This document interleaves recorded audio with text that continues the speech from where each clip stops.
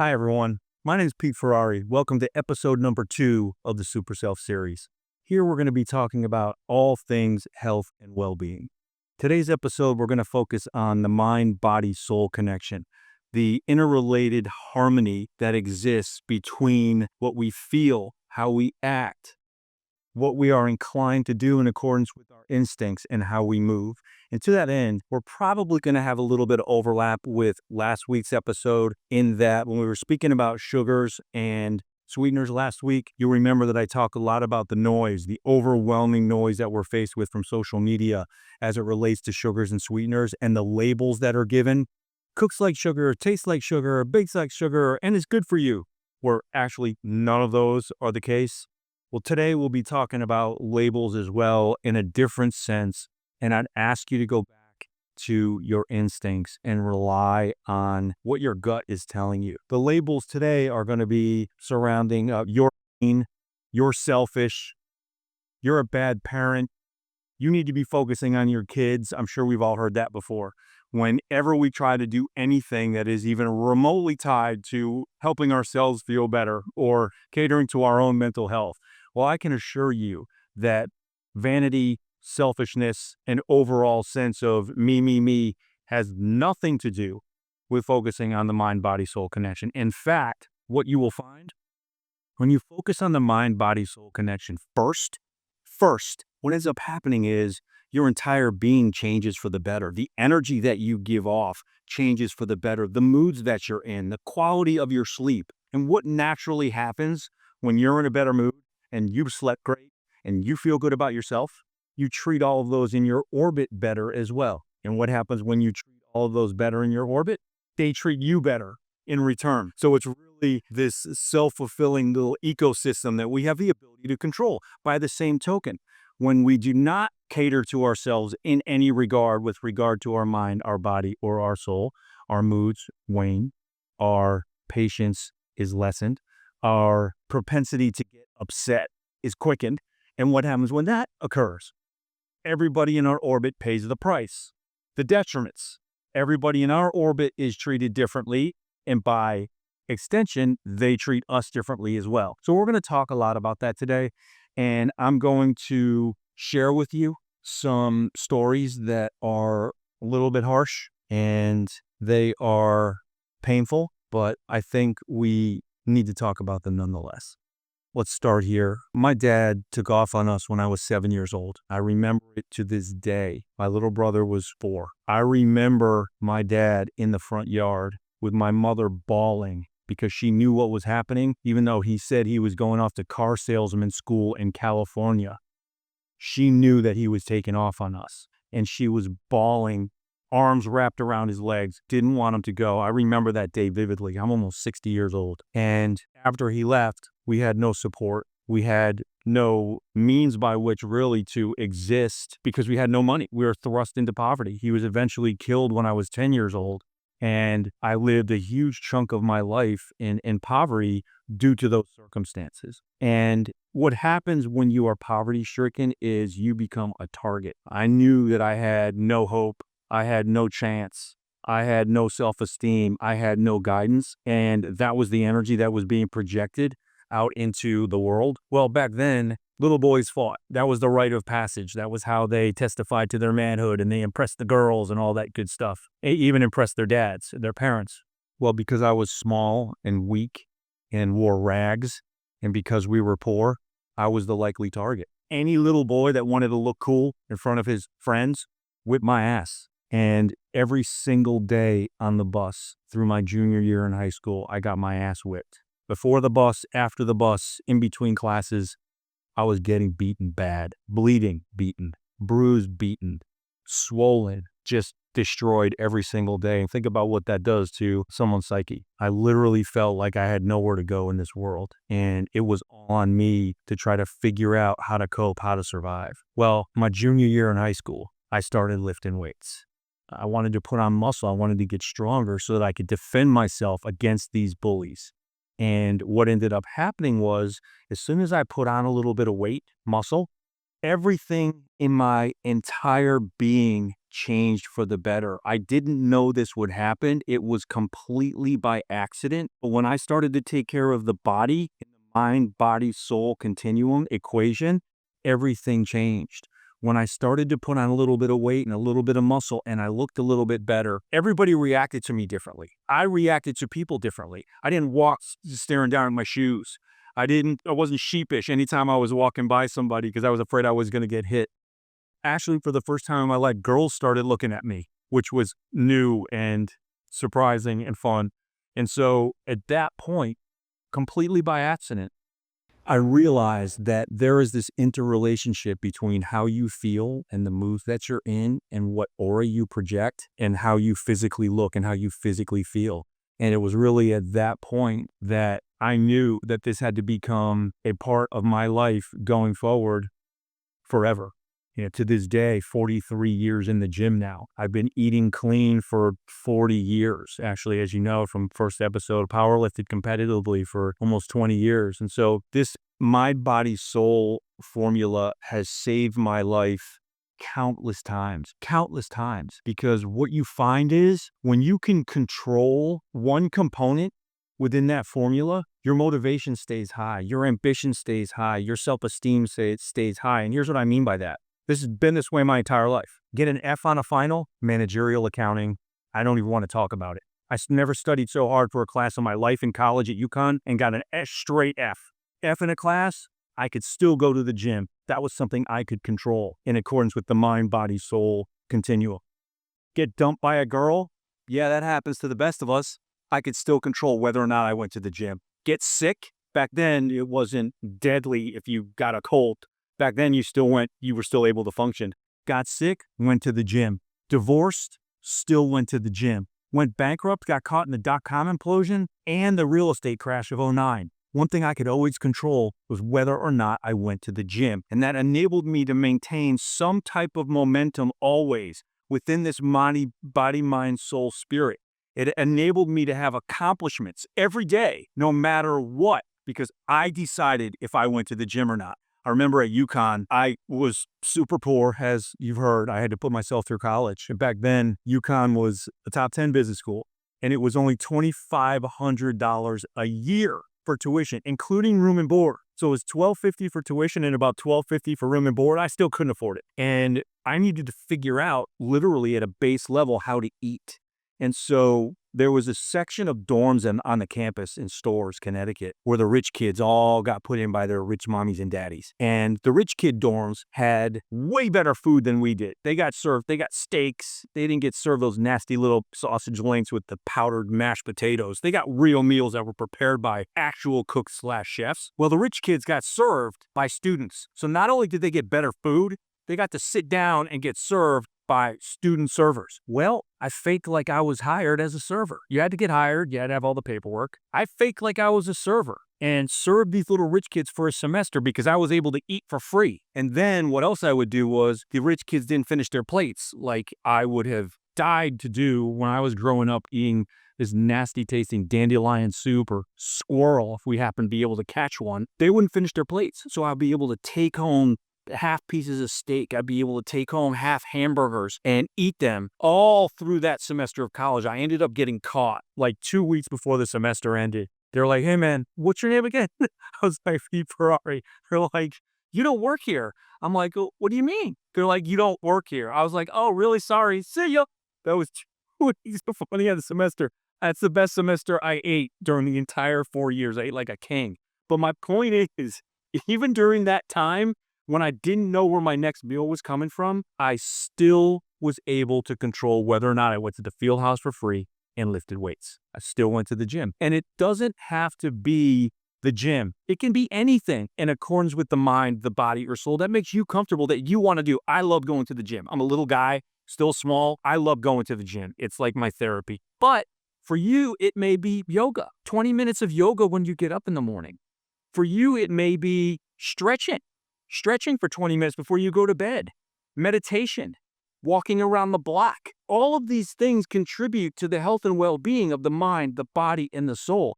All of them will give you momentum, make you feel good, put you in a better mood, help you sleep better, thereby extension have you treating everybody in your atmosphere in the same way so that they in turn mirror and bring it back on you. So there really is, I hate to call it a spiritual connection between us and those around us, but it's true. And to the extent that we rely on our instinct and reintroduce ourselves to that, remember and understand that since the dawn of time, cavemen relied almost solely on their instincts to survive. The guy that created fire, he wasn't Elon Musk with all of these technologies and all of these apparatuses at his behest. He instinctively was cold and had to figure out with no tools how to make fire.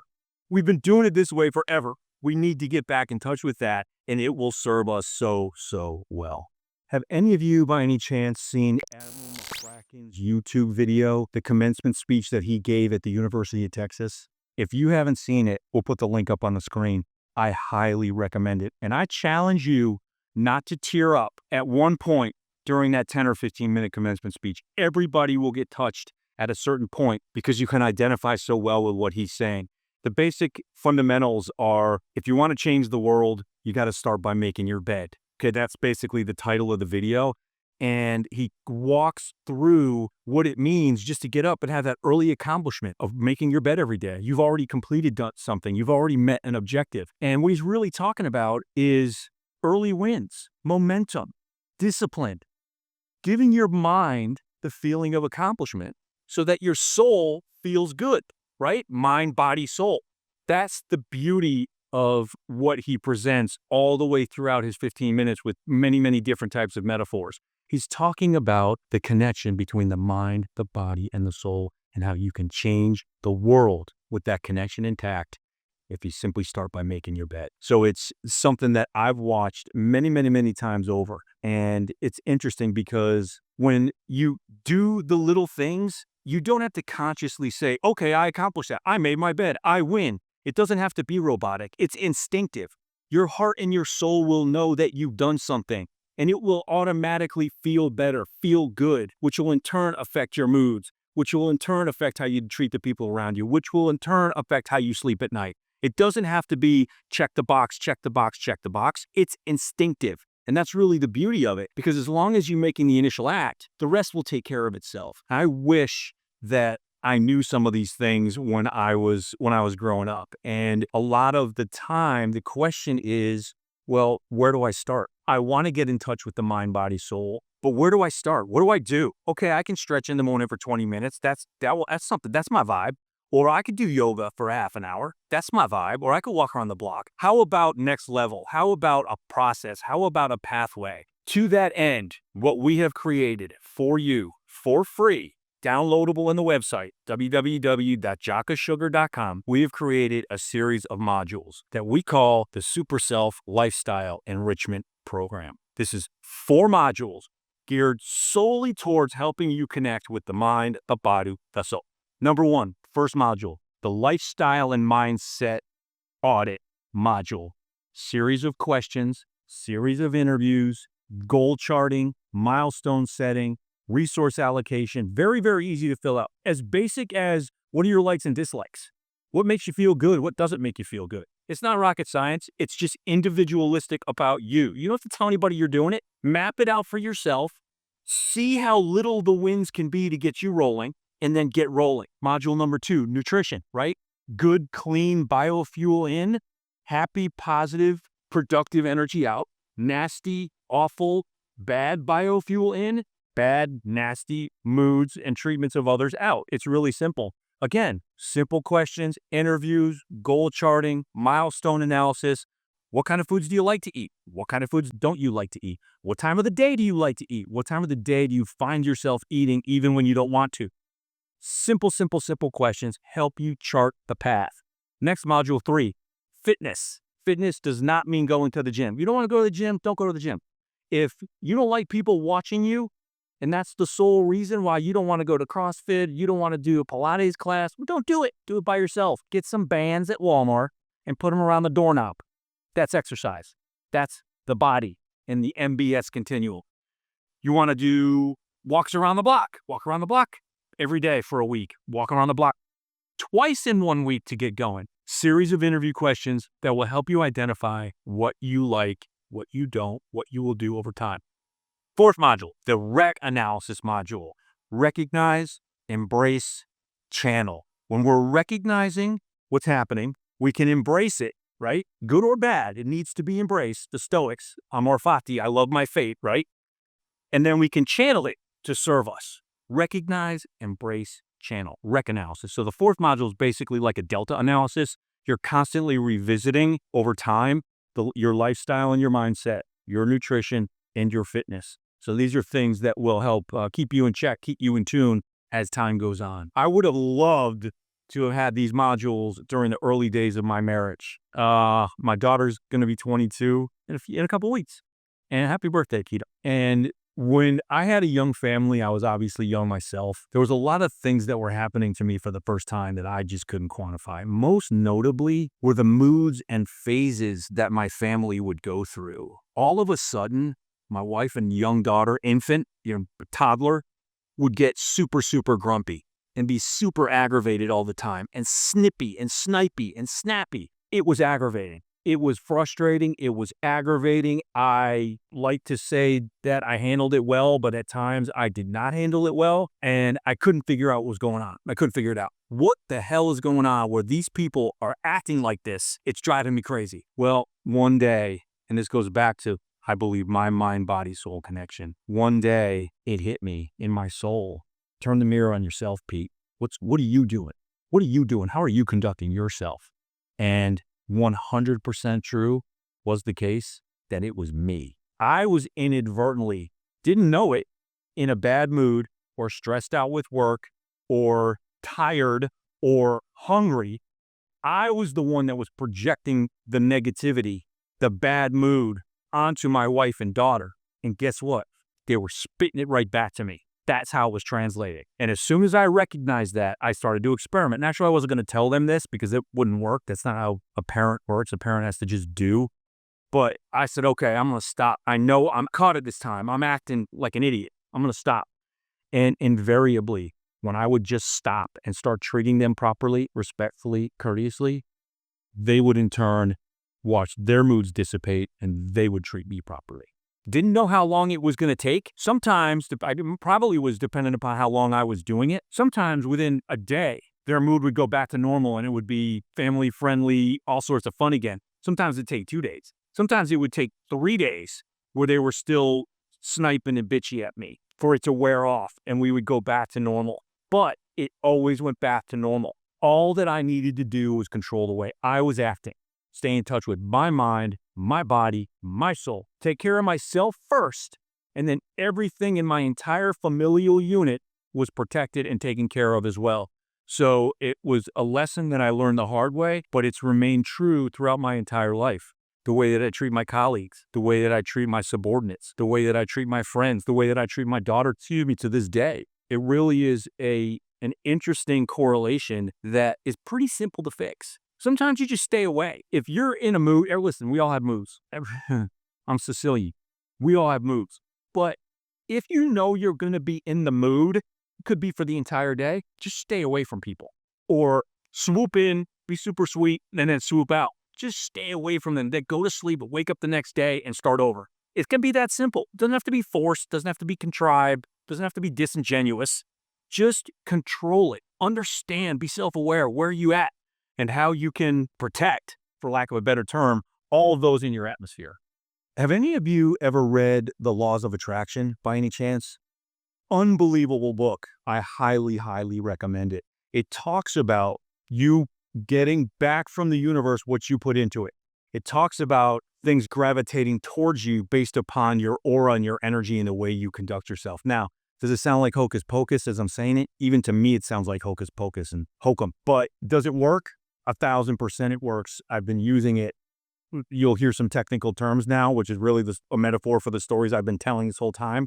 But the fundamental precepts in that book, one of them is emotional resonance.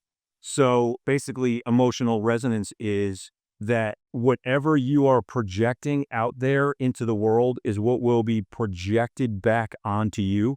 And I guess that's a nice way of saying it. But if you think about that, it really is you making sure that you're controlling yourself and your environment to the extent that you can so that the people around you can feel it. in their innermost being, in their mind, body, and soul, and then project that and then emulate that also. We had a mantra in our house: calm breeds calm, panic breeds panic. Because obviously, when you have a young family, there are volumes of times when you can panic. The dog's choking on a bone, the child falls and hits their head on the table, unfortunately. In the case of my daughter, tennis injuries, all the way out, including stress fractures and patella separations. Calm breeds calm, panic breeds panic. From a very early age, I taught my daughter never to panic. Calm down, look around, make a move. That's what we do. And so the emotional resonance component is something that she was seeing in me from a very early age, leading by example. By the same token, it's also energy reflection. It's another term in the book where basically, and as I've talked about this, the mirroring concept, whatever energy you put out into the world is going to be reflected right back on you. And by the same token, when you maintain this energy reflection over time and this emotional resonance over time, what's going to end up happening is that patterns are going to emerge and patterns are going to be established. And when those patterns establish, it becomes a part of the DNA as coded within yourself and your family. So all of a sudden, just fundamentally, as your family is operational every day, you've got these healthy precepts and concepts that are just baked in to your persona, to y'all's persona.